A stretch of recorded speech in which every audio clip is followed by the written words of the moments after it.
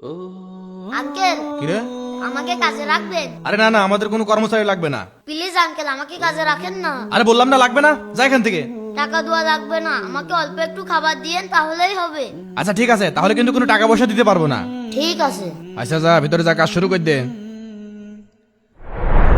এইগুলো পরিষ্কার কর। এই পিচ্ছি, টেবিলগুলো ভালো করে পরিষ্কার করিস কিন্তু।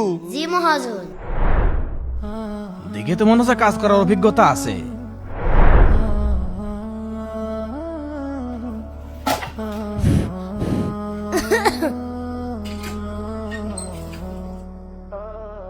মহাজন, কাম শেষ, এবার আমার খাবার দেন।